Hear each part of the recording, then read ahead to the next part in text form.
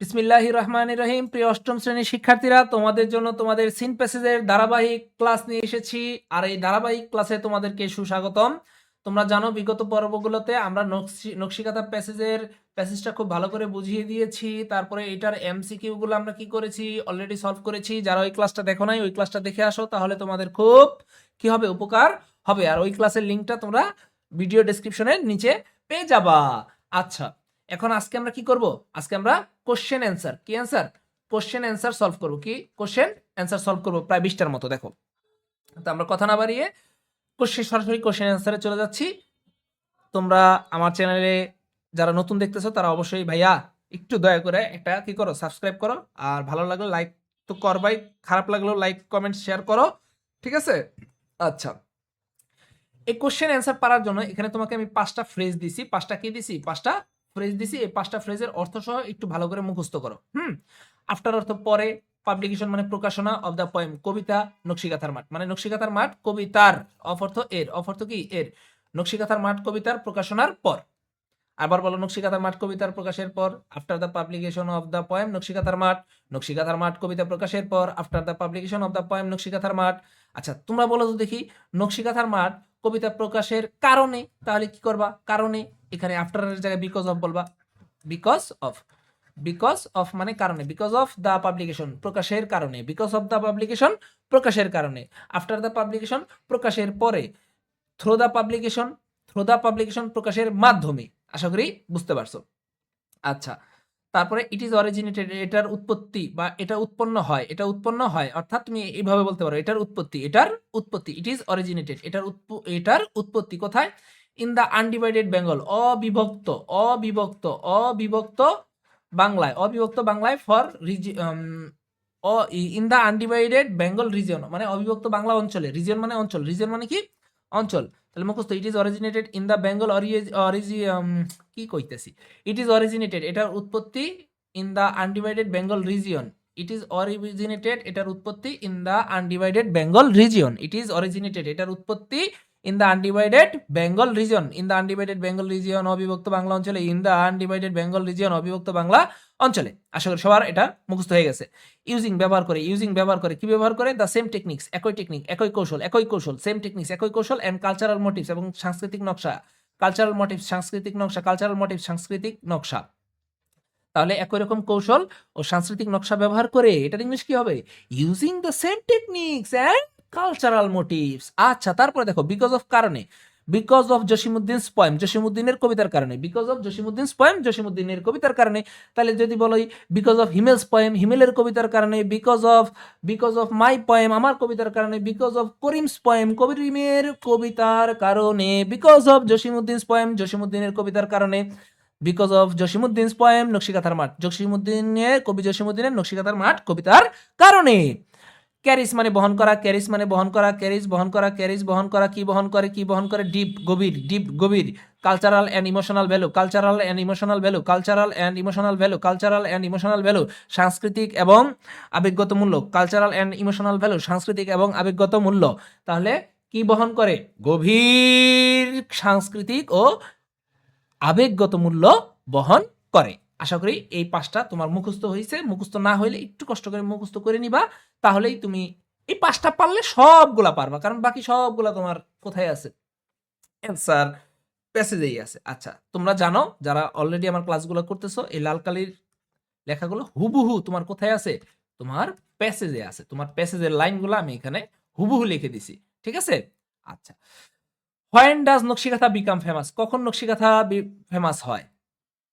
ডাস auxiliary verb, become main verb, তাহলে এটা subject. আমরা জানি অক্সিলারি ভার্ব আর মেইন ভার্বের মাঝখানে যেটা থাকে সেটা কি? সাবজেক্ট। তাহলে নকশিকাঁথা বিকামস, প্রশ্নে ডাস থাকলে কি করতে হয়? ভার্বের সাথে এস করতে হয়। এটা আমরা সবাই জানি, প্রশ্নে ডাস থাকলে ভার্বের সাথে এস করতে হয়। তাহলে Nakshi Kantha becomes famous, Nakshi Kantha famous হয় কখন? কখন কখন? কবি জসিমউদ্দিনের নকশিকাঁথার মাঠ কবিতাটা প্রকাশ হওয়ার পর। পর ইংলিশ কি? After, after. তাহলে ওই যে আমরা যে শিখলাম, after the publication of the poem নকশিকাঁথার মাঠ, জাস্ট এটা লিখে দিবা। আশা করি সবাই বুঝছো। তারপরের প্রশ্ন, হোয়াট ইজ নকশিকাঁথা, নকশিকাঁথা কি? Nakshi Kantha is a kind of embroidered quilt, তুমি যদি এটা লেখো তোমার অ্যান্সার হয়েছে। তুমি যদি লেখো নকশি কাঁথা ইজ ইজ এ, এটা হলো একটা ট্রেডিশনাল ঐতিহ্যবাহী ট্রেডিশনাল ঐতিহ্যবাহী ফর্ম মানে রূপ, ফর্ম মানে কি রূপ, অফ কিসের রূপ, অফ এমব্রয়ডার্ড কুইল্ট মানে নকশা খচিত, এমব্রয়ডার্ড কুইল্ট মানে নকশা খচিত কাঁথা, নকশা খচিত কাঁথার একটা ঐতিহ্যবাহী রূপ, FORM ফর্ম মানে রূপ। বুঝতে পারছো? এটা লেখলে খুবই অ্যান্সারটা স্মার্ট হবে, নকল হবে না, ঠিক আছে? তা তুমি দুই আশা করতে পারো। তারপর দেখো, where was the name taken, auxiliary verb, main verb. তাহলে নামটা কোথা থেকে নেওয়া হয়েছে? ফ্রম। হোয়ার ফ্রম মানে ফ্রম হোয়ার, কোথা থেকে, কোথা থেকে নামটা নেওয়া হয়েছে? তাহলে the name was taken from the Bangla word naksha which means artistic pattern. হুবহু প্যাসেজের লাইন লিখে দিবা, অ্যান্সারে ফুল মার্কস পেয়ে যাবা। তারপরে দেখো, is Nakshi Kantha A traditional craft of Bangladesh and India, Nakshi Kantha কি বাংলাদেশের একটা ঐতিহ্যবাহী শিল্প? বাংলাদেশ এবং ভারতের কি এটা একটা ঐতিহ্যবাহী শিল্প? Of course yes it is. কি লিখবা অ্যান্সারের শুরুতে? কি লিখবা? লিখবা ইয়েস কমা ইট ইজ। এটা খুবই গুরুত্বপূর্ণ লেখা। হ্যাঁ, লেখার পরে ফুল স্টপ দিলা, দেওয়ার পরে নকশিকাঁথা লেখো। Nakshikantha is a traditional craft of both Bangladesh and India, এটা বাংলাদেশ এবং ভারতের ঐতিহ্যবাহী শিল্প। কেন? বিকজ, হাওয়ের উত্তরটা অনেক সময় বিকজ দিয়ে রিপ্লেস করা যায়, ঠিক আছে? কারণ ইট ইজ অরিজিনেটেড, এটার উৎপত্তি কোথায়? ইন দা আনডিভাইডেড বেঙ্গল, অবিভক্ত বাংলা অঞ্চলে। রিজিয়ন মানে অঞ্চল, এটা অবিভক্ত বাংলা অঞ্চলে এটার উৎপত্তি, and has been practised for centuries, এবং এখানে এটা কি করা হচ্ছে? শতাব্দী ধরে, ফর সেঞ্চুরিজ মানে শতাব্দী ধরে এইখানে এটা চর্চা করা হচ্ছে, ইউজিং ব্যবহার করে, কি ব্যবহার করে?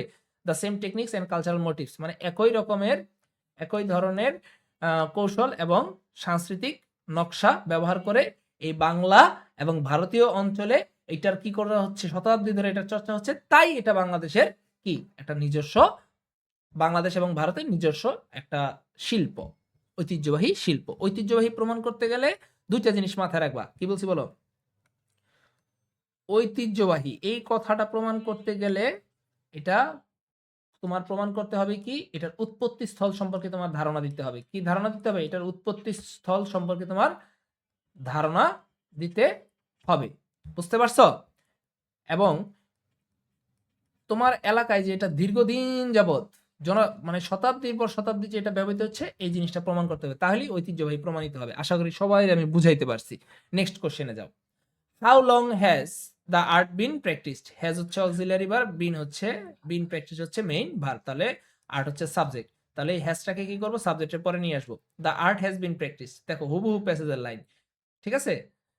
ইন রুরাল বেঙ্গল, বাংলা অঞ্চলে, এটার গ্রাম বাংলায়, রুরাল মানে গ্রামীণ এলাকা, গ্রাম বাংলায় এটার ব্যবহার করা হচ্ছে ফর সেঞ্চুরি, শতাব্দী ধরে। আশা করি সবাই বুঝতে পারছো। তুমি চাইলে এটাকে প্যারাফ্রেজ করে লিখতে পারো। তুমি চাইলে লিখতে পারো the art has bin practised in the villages of বাংলাদেশের গ্রামগুলোতে ফর সেঞ্চুরিজ, ঠিক আছে? এইভাবে লিখতে পারো, তাহলে মার্কস বেশি পাবা। না পারলে প্যাসেজের লাইন লিখে দিবে, 1.5 পাবা 2 এর ভিতরে, ঠিক আছে? স্যার যদি ভালো হয়, স্যার যদি দয়ালু হয়, 2 দিবে। আসলে বোর্ড পরীক্ষায় তুমি 2 পাবা। নেক্সট কোশ্চেন, হোয়াই, কেন?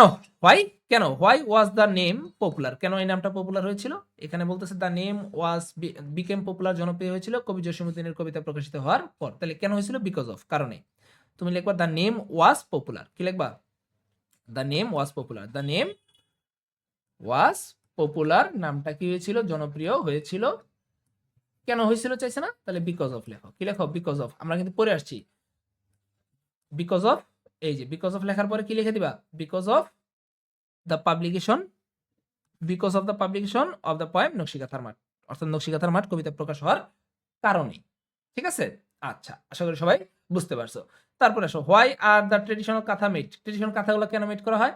ট্রেডিশনাল ঐতিহ্যবাহী কাঁথাগুলা তৈরি করা হয় মেড ফর ফ্যামিলি ইউজ, পারিবারিক ব্যবহারের জন্য। হুবহু প্যাসেজের লাইন, মানে প্যাসেজের লাইন থেকে আমি এই কোশ্চেনের অ্যান্সার পেয়ে গেলাম। একদম হুবহু লিখে দিলে নাম্বার পেয়ে গেলাম। হুইচ এরিয়া, কোন এলাকাগুলা, অর্থাৎ এই যে এরিয়ার জায়গায় ময়মনসিংহ থেকে যশোর পর্যন্ত লেখার পরে প্রশ্ন থেকে আর most famous for this craft, এই শিল্পের জন্য বিখ্যাত। বুঝছো? কোন এরিয়াগুলো বিখ্যাত?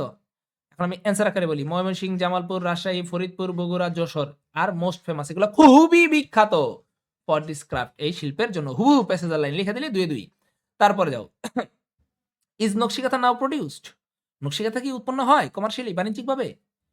If yes, how? কিভাবে প্রমাণিত, মানে কিভাবে? দত্তরি কি কইতেছি? Is nakshi kantha now produced commercially? Nakshi kantha কি বাণিজ্যিকভাবে উৎপন্ন হয়? ইফ ইয়েস, যদি হ্যাঁ, যদি তাই হয় তাহলে কিভাবে? তাহলে কিভাবে? আচ্ছা।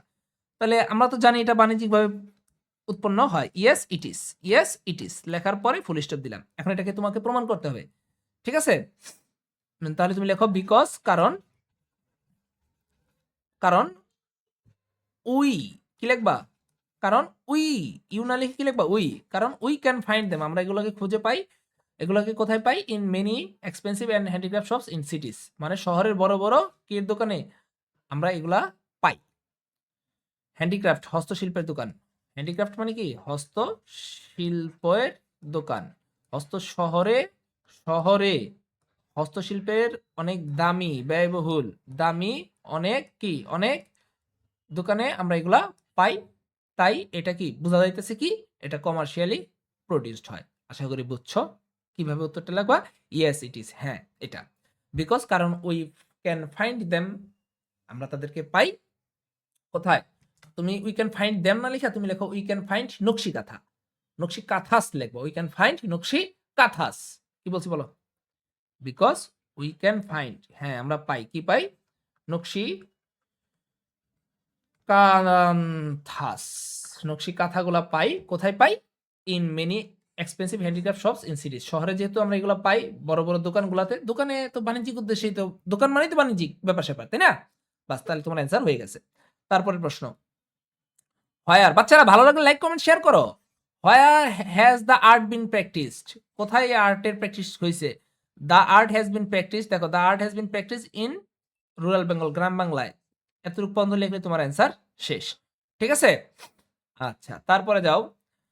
হোয়াই আর, কেন দ্য কুইল্টস, এই কুইল্টগুলো, এই কাঁথাগুলোর নাও ইন গ্রেট ডিমান্ড? কেন এগুলোর অনেক ডিমান্ড? স্পষ্টভাবে প্যাসেজ আছে, the quilts are now in great demand because of the colourful patterns and design embroidered on them. হুবহু প্যাসেজের লাইনটা লিখে দিলে 2 পেয়ে যাবা এই প্রশ্নটার জন্য। তারপরে আসো, তোমরা কি দেখতে পাচ্ছ এগুলো সব বোর্ড কোশ্চেন, এগুলো সব কি বোর্ডে আসা কোশ্চেন, হ্যাঁ? তারপরে হোয়াট আর ইউজড, কি ব্যবহার করা হয়? দেখো হোয়াটের পরে যদি auxiliary verb plus main verb একসাথে থাকে তাহলে বুঝতে হবে আমার কাছে স্যাররা চাইছে কি? সাবজেক্ট। কি বলছি? What plus auxiliary verb plus main verb সমান সমান স্যার আমার কাছে কি জানতে চাইছে? স্যার আমার কাছে সাবজেক্ট কি জিনিস সেটা জানতে চাইছে। তাহলে কি ব্যবহার করা হয়? তার মানে এই হোয়াটের জায়গায় আমি কি করব? খালি উত্তরটা বসাই দিব। Old or new cloth and thread, মানে পুরাতন নতুন কাপড় এবং সুতা।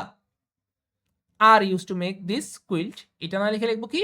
Are used to make nakshikantha. আশা করি সবাই বুঝছো। তারপরে দাও, why did the name nakshikantha become popular? দেখো প্রশ্নে ডিড আছে, auxiliary verb, become main verb. আমরা জানি প্রশ্নে ডিড থাকলে কি করতে হয়? এখানে ভি2 করতে হয়। কি করতে হয়? ভি2, অর্থাৎ বিকেম হয়ে যাবে। কি হয়ে যাবে? বি কেম। তাহলে এখন আমি সাবজেক্ট লিখবো, the name Nakshi Kantha became popular, এটা জনপ্রিয় হয়েছিল কেন? তাহলে বিকজ অফ, কারণে। কিসের কারণে ভাইয়া মনে আছে? কবি জসিমউদ্দিনের নকশিকাঁথার মাঠ কবিতা প্রকাশ হওয়ার কারণে এই নামটা জনপ্রিয় হয়েছিল। তাহলে কবি জসিমউদ্দিনের নকশিকাঁথা মাঠ প্রকাশ হওয়ার কারণে, তাহলে because of the publication, because of the publication, ওই যে প্যাসেজের প্রথমেই আমরা পড়ছি আজকে, তাই না? বিকজ অফ দ্য, কি লিখবো? Because of the publication, because of the, কই রে আমার মার্কার কাজ করে নাকি? Because of the publication of the poem নকশিকাঁথার মাঠ, বিকজ অফ দ্য পাবলিকেশন, প্রকাশনার কারণে, অফ দ্য পোয়েম নকশিকাঁথার মাঠ, নকশিকাঁথার মাঠ কবিতা প্রকাশ হওয়ার কারণে। আশা করি সবাই বুঝছো। তারপরে হুইচ ডিস্ট্রিক্টস, কোন জেলাগুলা আর মোস্ট ফেমাস? তাহলে এই হুইচ ডিস্ট্রিক্টস এর স্থলে এই জেলাগুলার নাম বসাবো, তারপরে এই আর থেকে যা আছে তা লিখে দিব। That's it. তারপরের question, what kind of craft is it? এটা কি ধরনের ক্রাফট, মানে শিল্প? It is a kind of traditional craft. উত্তর এতটুকুই, ঠিক আছে? তারপরও তুমি চাইলে পুরো সেন্টেন্সটা লিখতে পারো, এটা কোথায় আছে প্যাসেজের লাইনটা লিখতে পারো। আশা করি সবাই বুঝছো। তারপরে দেখো, হোয়াট ডাজ নকশা মিন? ডাজ আছে, ভার্বের সাথে কি করবা? এস যোগ করতে হয়। ডাজ থাকলে ভি1 এর সাথে কি করতে হয়? এস বা ইএস যোগ করতে হয়। তাহলে নকশা মিন্স, এই যে আমি লিখলাম নকশা, নকশার পরে হুইচটা বাদ দিয়ে কি লিখলাম, নকশা মিন্স আর্টিস্টিক প্যাটার্ন। আশা করি সবাই বুঝছি। তারপরের প্রশ্ন, ডিড আছে, বিকাম আছে। ডিড থাকলে কি হয় ভাইয়া, মনে আছে? ডিড থাকলে কি হয় বলো? ডিড থাকলে ভার্বটা V2 হয়ে যায়। তাহলে তার name nakshi kantha became popular, became popular, জনপ্রিয় হয়েছিল। তোমার কাছে চাইছে কখন, তাহলে পরে। কার পরে? জসীমউদ্দিনের কবিতা প্রকাশিত হওয়ার পরে। তাহলে এটার ইংলিশ কি? After the publication of the poem নকশিকাথার মাঠ। ঠিক আছে?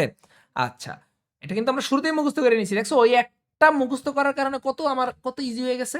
তারপরে যাও, do you like a nakshikantha? বাবা, তুমি কি নকশিকাথা পছন্দ করো? অর এন অর্ডিনারি কাথা, নাকি সাধারণ কথা পছন্দ করো? হোয়াই, কেন? Yeah, yes, I like nakshikantha, I like nakshikantha, আমি নকশিকাথা পছন্দ করি। কেন? কেন পছন্দ করো? বিকজ, এই যে দেখো, তুমি বিকজ অফ থেকে লেখো because of the colourful patterns and designs embroidered on them. এতটুকু লেখলেও তুমি নাম্বার পাবা। ঠিক আছে? এই প্রশ্নের উত্তরটা অনেক সুন্দরভাবে লেখা যায়। কি বলছি বাচ্চারা, বলো তো? এই প্রশ্নের উত্তরটা অনেক সুন্দরভাবে লেখা যায়। ঠিক আছে? তা আমরা কি সুন্দরভাবে দেখবো? তোমরা কি সুন্দরভাবে দেখতে চাচ্ছ? তাহলে আমি দেখাই দেই। তোমরা দেখতে চাইলেই আমি দেখাইয়া দিতে পারি। আচ্ছা, পরে দেখাবো। হ্যাঁ, আমরা নেক্সট কোশ্চেনে চলে যাই, সময় তো অনেক দাম।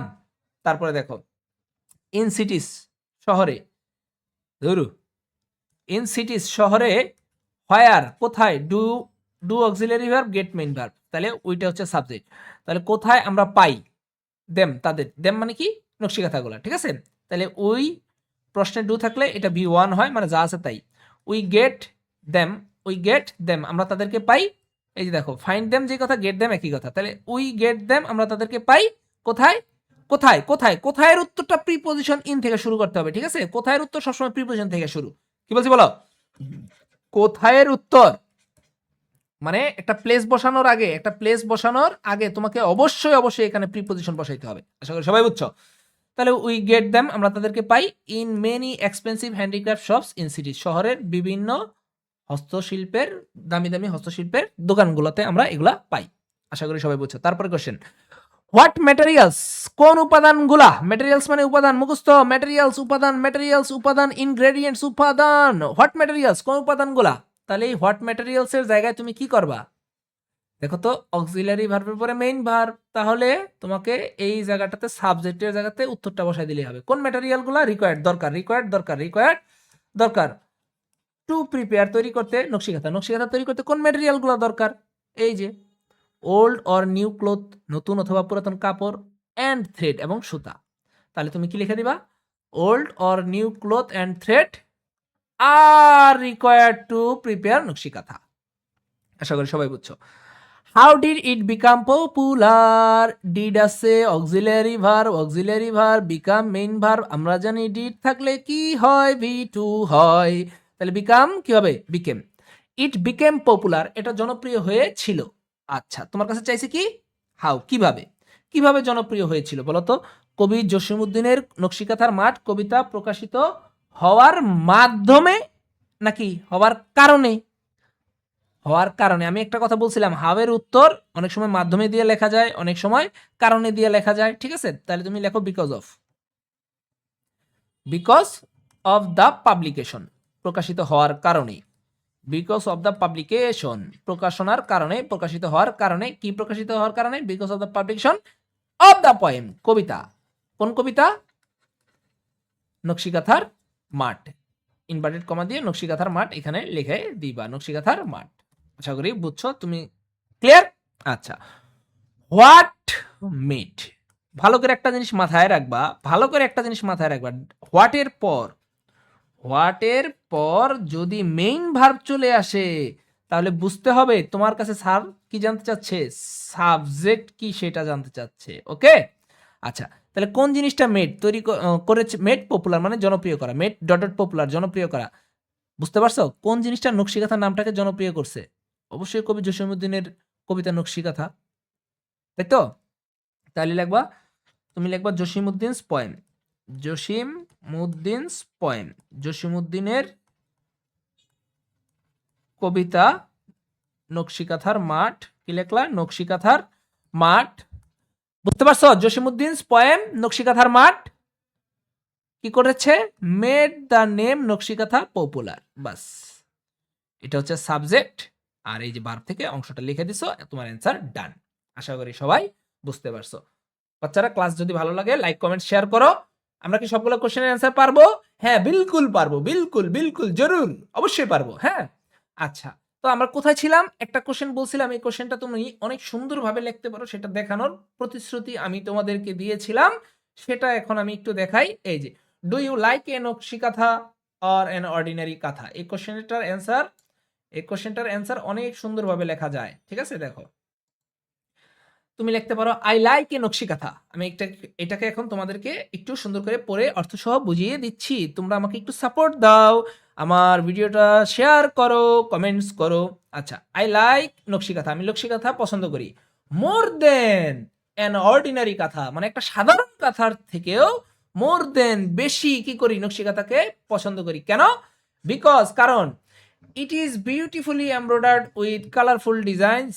তুমি এটা না লিখে তুমি লেখো because of the colourful patterns and design embroidered on them. Passage থেকে আমি এটা লিখতে পারতেছি। ঠিক আছে, আচ্ছা, কিসের কারণে? Because of the colourful patterns and ডিজাইনের কারণে এমব্রয়ডার্ড অন দেম, তাদের উপর, মানে নকশিকাঁথার উপর কালারফুল প্যাটার্ন এবং ডিজাইন থাকার কারণে আমি এটাকে বেশি পছন্দ করি।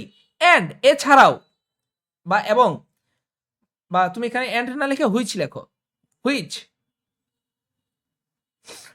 কি লিখবা? হুইচ, যেটা কি করে? এন্ড না লিখে কি লিখবা? হুইচ, যেটা ক্যারিজ বহন করে deep cultural and emotional value.